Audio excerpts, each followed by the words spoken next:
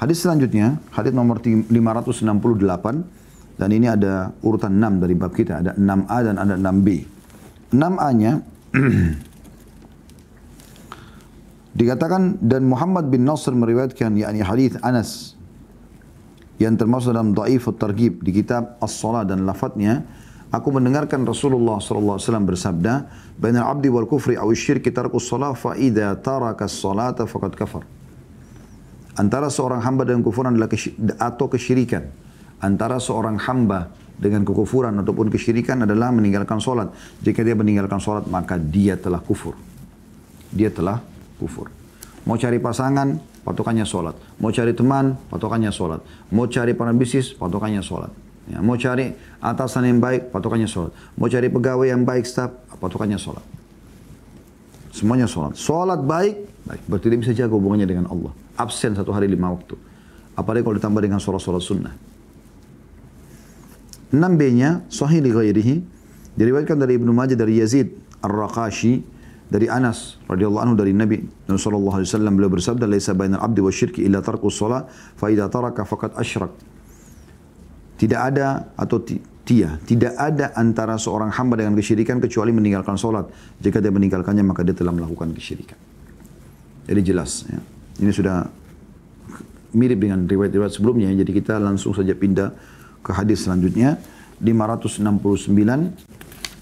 urutan 7 dalam bab kita ini, ya. Hasan li ghairihi, dari Muadz bin Jabal radhiyallahu anhu, dia berkata, ata Rasulullah sallallahu alaihi wasallam rajulun faqala ya Rasulullah, علمني عملا إذا أنا عملته دخلت الجنة فقال لا تشرك بالله شيئا وإن أذبت وحركت أطع والديك وإن أخرجك من مالك ومن كل شيء هو لك ولا تترك الصلاة متعمدا فإن من ترك الصلاة متعمدا فقد برئت منه ذمة الله.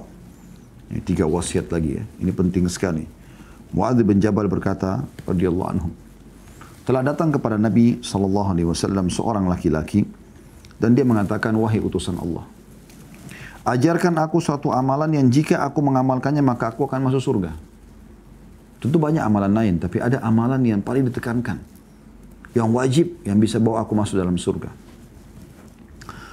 Maka Nabi sallallahu alaihi wasallam mengatakan, jangan menyekutukan Allah dengan sesuatu pun, walaupun kau disiksa ataupun dibakar. Ini langsung kita ambil mutiara pertamanya, ya. Tidak boleh syirik. Jangan pernah partnerkan Allah dengan makhluknya. Semuanya. Qul inna salati wa nusuki wa mahyaya wa mamati lillahi rabbil alamin. Hidupku, matiku, ibadahku, sembilanku semua untuk Allah. Para sahabat Nabi saking luar biasanya bergantung kepada Allah, teman-teman sekalian. Sampai-sampai mereka kalau sendalnya putus mengangkat tangan ke langit sambil mengatakan, ya Allah, sendal saya putus, gantikanlah. Sendal minta sama Allah. Ada hal-hal yang sifatnya manusiawi, minta tolong dibawain barang, minta tolong dipinjamin uang, minta tolong diberikan pekerjaan, itu lain, manusiawi. Tapi sifat-sifat yang hak kausalitas yang sang pencipta Allah, minta keturunan, minta kesembuhan, minta rezeki, gak boleh kecuali kepada Allah SWT. Minta hujan, ya. Ada yang datang ke pawang hujan, ada yang minta kepada dukun, na'udzubillah, semua kesyirikan kepada Allah. Ya, terutama saya ingatkan di Indonesia, teman-teman, suka sekali, ya, masyarakat kita ini bermain ke dukun-dukun. Entah kenapa. Padahal mereka itu pendusta, nggak boleh dipercaya. Nabi SAW mengatakan dalam sebuah hadis, kalau mereka dibisikkan oleh partner-partner mereka dari jin, dari 100 berita 99 semuanya dusta. Dan kalaupun ada satu yang benar, itu karena jin yang mencuri informasi dari langit. Kita sudah punya wahyu menyampaikan kepada kita. Kita punya doa. Nabi SAW ingatkan, siapa yang mendatangi dukun, peramal, penyamun, penyihir, bertanya, belum percaya, coba tebak tangan lah, apalah, segala macam. Kasih foto, minta ini, minta itu, minta keturunan, minta supaya hamil, minta supaya disukai orang, dan seterusnya. Ini semua, teman-teman, kesyirikan. Ya. Maka tidak diterima sholatnya 40 hari. Kalau dia percaya, kufur kepada Allah Subhanahu wa ta'ala. Dan dalam sebuah hadis yang mulia yang lain, kata Nabi SAW, Allah berfirman, wahai anak Adam, kalau seandainya pun kau datang bertemu denganku hari kiamat, bertemu denganku pada hari kiamat, membawa, ya, sepenuh, ya, langit dan bumi ini dosa, tapi kau tidak berbuat syirik kepada aku, maka aku akan datangkan sepenuh itu juga pengampunan. Wasiat yang kedua, Nabi SAW kepada laki-laki ini yang datang meminta diberikan wasiat untuk masuk dalam surga, yaitu taatilah kedua orang tuamu, walaupun keduanya mengusirmu dari hartamu dan segala sesuatu milikmu. Bakti sama orang tua. Jangan pernah marah sama mereka. Seburuk apapun akhlak orang tua kita. Bahasa Nabi SAW ini jelas. Walaupun keduanya atau salah satunya mengusirmu, mengambil hartamu, mengambil rumahmu, menyita mobilmu, semua diambil, kau diusir. Padahal itu punyamu. Tetap kau patuh sama dia. Selama dia bukan suruh kepada kemaksiatan, penuhi saja. Ini teman-teman berat ya. Poinnya kalau tidak difahami. Maksudnya gini. Sampai kalau bayangkan yang Nabi SAW menggambarkan nih, rumah kita, mobil kita, semua pakaian kita, handphone kita disita oleh orang tua kita. Padahal kita yang bekerja. Tetap disuruh bakti. Bagaimana dengan orang tua yang subhanallah tidak pernah tuntut? Berapa banyak orang yang hadir dalam ceramah kita ini dan muslimin di luar sana. Subhanallah, mereka jelas-jelas ya, bagaimana orang tuanya tidak nuntut di kampung. Telepon aja dalam sehari, tidak pernah. Nanyain kabarnya, tidak pernah ya mengirimkan hadiah, nggak pernah memenuhi kebutuhan mereka dan segala macam. Padahal tidak ada tuntutan. Itu lebih berhak untuk kita bakti. Sedangkan orang tua yang jahat aja sama kita, kita wajib bakti. Ini masukkan dalam surga. Sabar dengan mereka. Dan Allah mengatakan dalam surah Isra itu, wala taqul lahuma uffin, jangan ucapkan kalimat uff, ayah ini, ibu ini. Wala tanharhuma, jangan hardik, jangan marah-marahi mereka. Wa qul lahuma qawlan karima, ucapkan kalimat yang lembut. Wakhfid lahuma janaha dhulli minar rahmah, dan merendahlah kamu di hadapan keduanya. Walaupun mereka marah-marah, walaupun mereka banyak hal yang kita tidak suka, lalu ucapkan, wa qur rabbirhamhuma kama rabbayani shaghira. Ya Allah, kasihani mereka sebagaimana mereka mengasihi aku di waktu kecil. Wasiat yang ketiga, ini yang jadi saksi bahasan kita, dan jangan kau tinggalkan sholat. Wasiat Nabi SAW kepada laki-laki yang minta diberikan amalan yang supaya dia masuk ke dalam surga.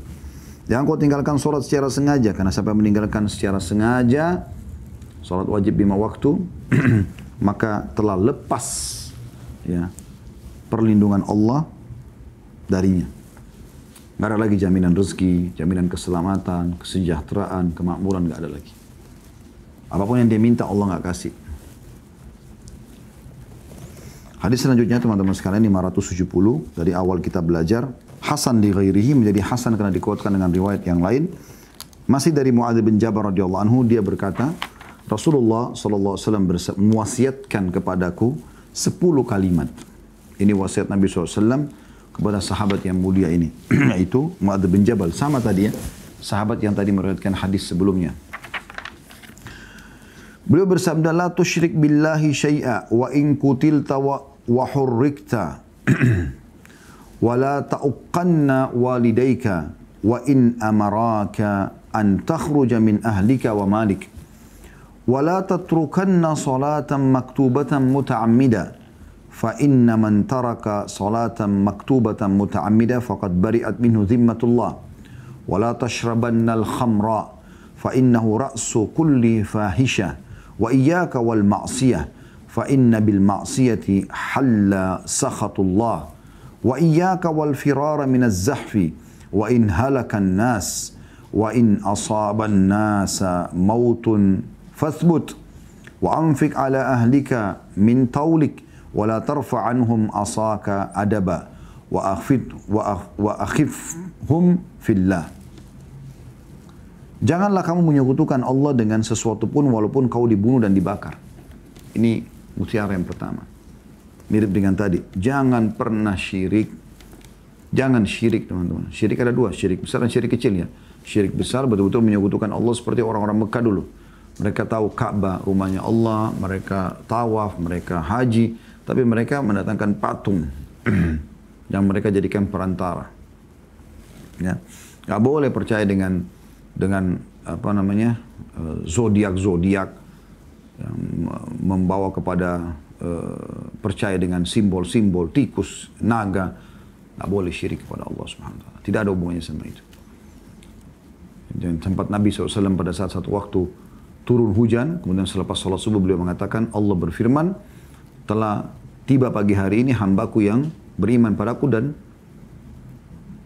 kufur kepada bintang-bintang, dan ada juga yang beriman pada bintang kufur kepadaku.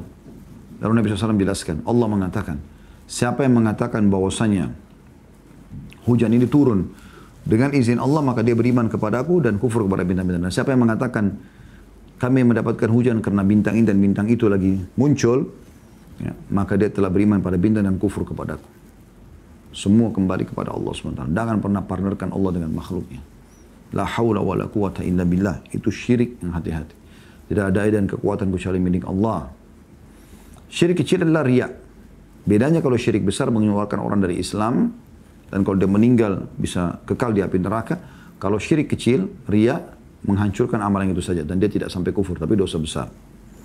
Wasiat yang kedua adalah Nabi SAW mengatakan, dan ini mutiara kedua, jangan kamu durhakai kedua orang tuamu walaupun keduanya memerintahkanmu agar keluar atau meninggalkan keluarga dan hartamu. Ya.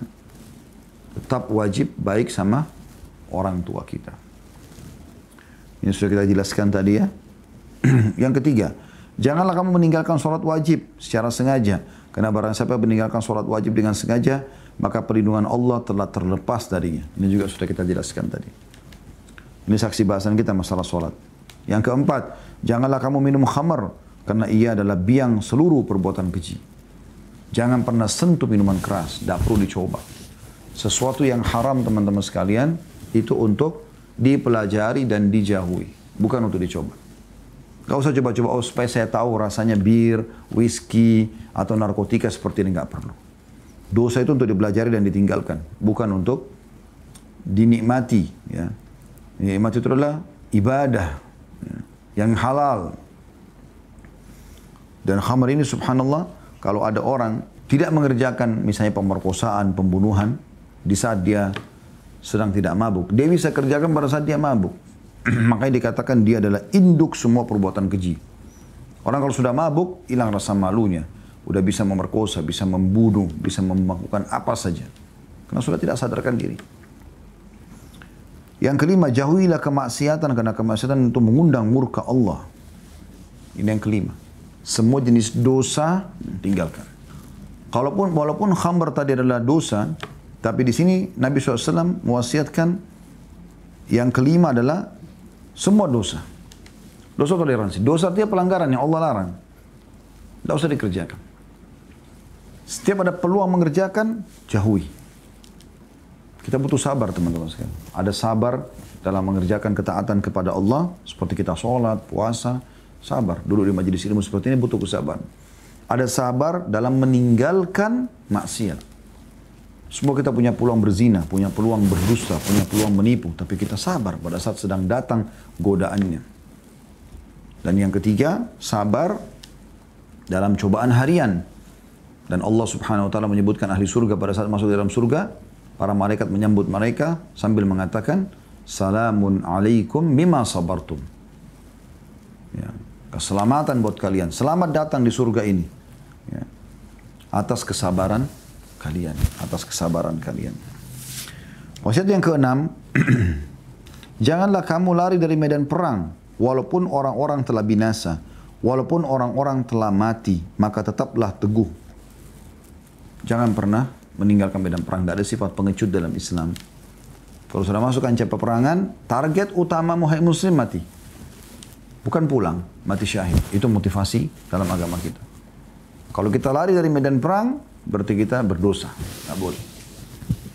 Kecuali Allah menjelaskan dalam Al-Quran untuk mengatur strategi perang. Misalnya pasukan terdesak, lalu kemudian mundur untuk mengatur strategi perang atau bergabung dengan pasukan lain, baru kemudian masuk kembali. Itu lain.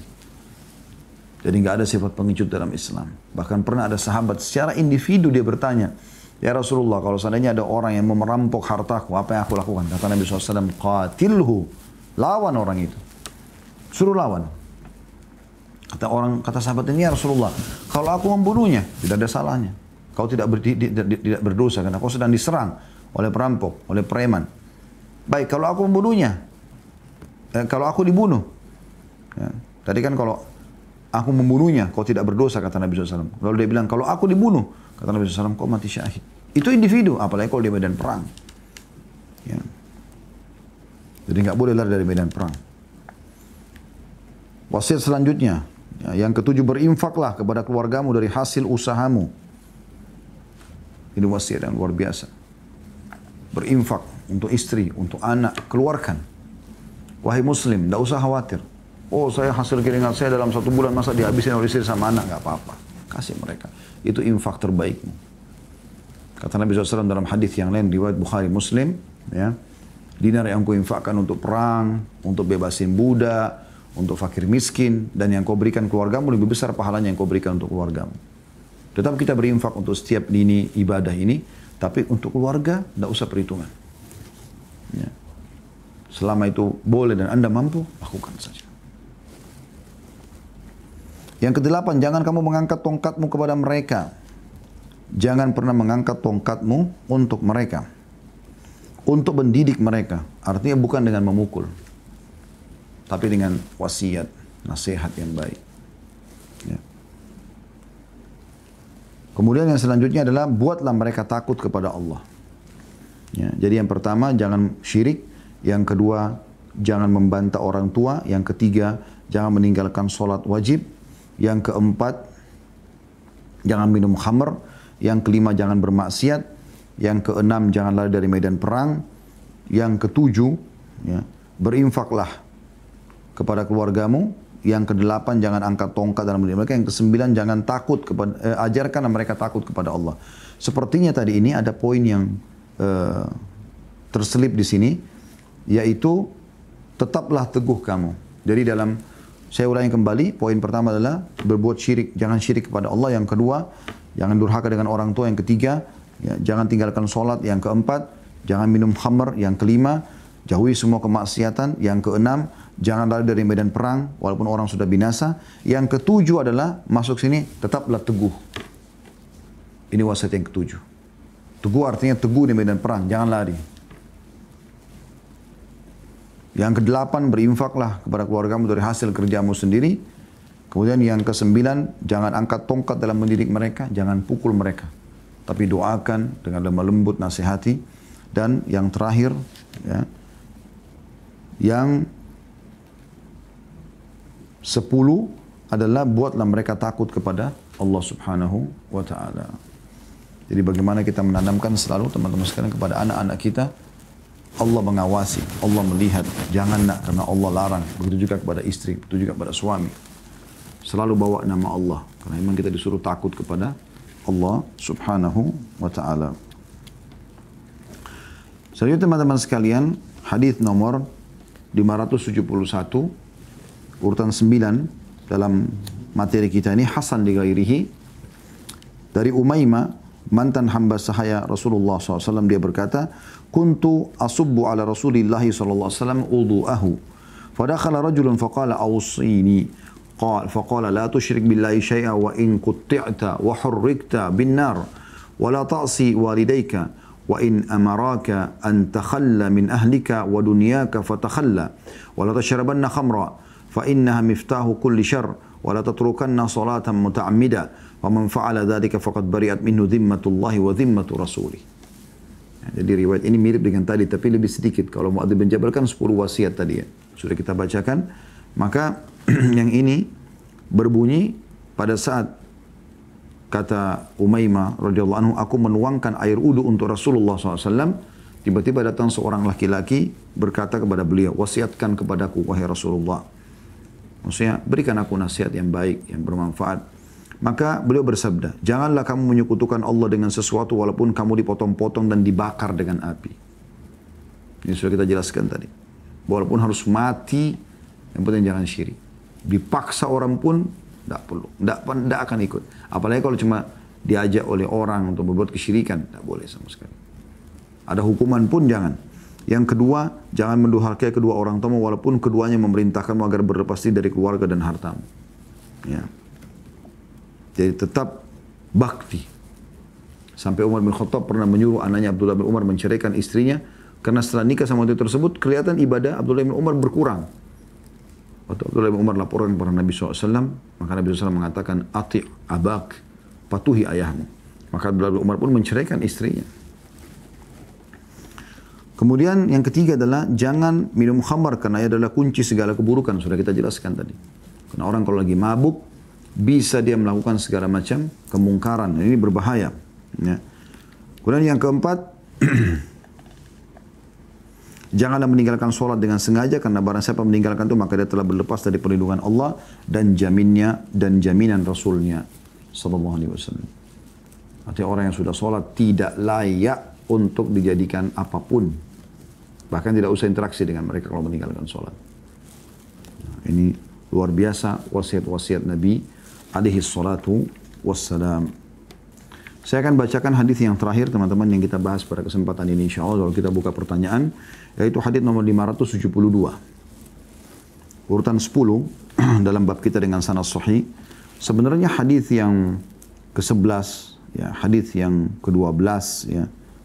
Ini mirip dengan yang sama, bahkan hadis yang ke-13 teman-teman sekalian itu mirip dengan hadis-hadis sebelumnya ya. Maka kemungkinan besar saya akan bacakan, nanti tersisa sebuah hadis saja, ada 3 buah hadis yang kita bahas pada pertemuan akan datang nanti. Ya. Hadis yang ke-10 ini berbunyi dari Abu Umamah radhiyallahu anhu, dia berkata Rasulullah SAW bersabda, "La tunqadanna 'ural islami 'urwatan 'urwah, faka'anna man qadat فَكُلَّمَنْ قَدَتْ عُرْوَةٌ تَشَبَّثَ النَّاسُ بِالَّتِي تَلِيهَا فَأَوَّلُهُنَّ نَقْضَ الْحُكْمِ وَآخِرُهُنَّ الصَّلَاةِ." Tali Islam atau hukum dan syaratnya akan terlepas satu demi satu. Setiap kali satu ikatan terlepas, maka orang-orang berpegang teguh pada tali yang berikutnya. Tali ikatan yang pertama kali terbuka adalah hukum, dan tali terakhir adalah sholat. Hadis ini menjelaskan tentang mukjizat Nabi SAW, apa yang akan terjadi nanti, ya, setelah beliau meninggal SAW. Kalau tali-tali Islam ini, ya, syariat Allah SWT itu banyak, nanti akan terlepas satu persatu sampai menjelang hari kiamat nanti. Yang bermula dari hukum Islam, dan kita lihat sekarang subhanallah hukum Islam bisa dikatakan ditinggalkan oleh kaum muslimin. Ada sebagian negara yang menerapkan seperti di Saudi sekarang mungkin ya. Tapi kebanyakan tidak mengerjakan, tidak menerapkan itu. Mereka anggap tidak perlu hukum Islam, tidak perlu memahami tentang ekonomi Islam, politik Islam, segala macam. Tidak perlu menerapkan hudud, ya, kisos, hukuman-hukuman bagi para pelaku kriminal misalnya. Itu dianggap semua tidak penting. Dan ini berbahaya sekali, gitu kan. Tapi itu sudah Nabi SAW beritakan. Dan setiap kali ditinggalkan satu, maka manusia mulai pindah ke tali sebelahnya lagi. Terus saja begitu, nanti akan ditinggalkan lagi, terus dilepas. Sampai yang terakhir nanti sholat. Dan yang maksud nanti terakhir adalah sholat ini di akhir zaman nanti. Karena nanti ada sebuah hadis yang menjelaskan tentang tanda-tanda hari kiamat teman-teman sekalian. Allah akan tiupkan nanti angin di akhir zaman nanti, ya, setelah meninggalnya habisnya Ya'juj Ma'juj, meninggalnya Dajjal dan segala macam, keluarnya hewan melata, nanti Allah akan tiupkan angin yang berhembus kemudian merenggut seluruh nyawa orang beriman sehingga tidak tertinggal kecuali orang-orang buruk saja. Mereka sudah meninggalkan sholat dan segala macam, maka pada mereka lah terjadi kiamat itu. Jadi itu yang dimaksud dari hadis ini. Kemudian saya tutup teman-teman dengan membaca tadi saya bilang hadis-hadis yang serupa makna dengan sebelumnya ya. Ini semakna di 473 dari awal kita belajar. Urutan 11 dari Ummu Aiman radhiyallahu anha, beliau berkata bahwa Rasulullah SAW bersabda, la tatrukis salata muta'ammidan fa innahu man taraka salata muta'ammidan faqad bari'at minhu dhimmatullahi wa rasulih. Janganlah kamu meninggalkan salat dengan sengaja, karena barang siapa meninggalkan salat dengan sengaja maka perlindungan Allah dan Rasulnya terlepas darinya. Riwayat Ahmad dan Baihaqi. Ya. Dan ini teman-teman sudah kita jelaskan tadi. Artinya terlepas jaminan Allah. Allah tidak jamin lagi rezekinya, keselamatannya, kemakmurannya, kesejahteraan, semua hilang dari dia. Ini sudah kita paparkan. Kemudian hadis nomor 574, di situ di buku yang cetakan saya punya, mungkin teman-teman bisa perbaikin, tertulis angka 10. Padahal sebenarnya dia adalah 12 ya. Dia adalah urutan 12 di bab kita ini. Hasan mauquf. Artinya hasan derajatnya dan mauquf hanya sampai sahabat. Dari Ibnu Mas'ud radhiyallahu anhu dia berkata, "Man taraka as-salata fala dina lahu." Barang siapa meninggalkan salat maka tidak ada agama baginya. Dan ini jelas maknanya. Artinya tadi Kalau sudah tidak sholat teman-teman, lupain, selesai. Gak layak untuk dijadikan teman, pasangan hidup, partner bisnis, tetangga, pokoknya semuanya. Usahakan jauh dari orang yang tidak sholat. Karena terlepas jaminan Allah dari dia. Kapan dia tertimpa, kita juga bisa kena ini. Kemudian hadis yang selanjutnya 575 semakna juga urutan 13 dalam bab kita sahih mauquf.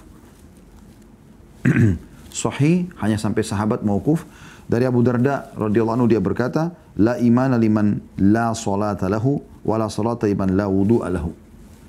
Tidak ada iman bagi orang yang tidak memiliki salat. Kapan dia tidak salat 5 waktu sudah patok dia bukan orang beriman.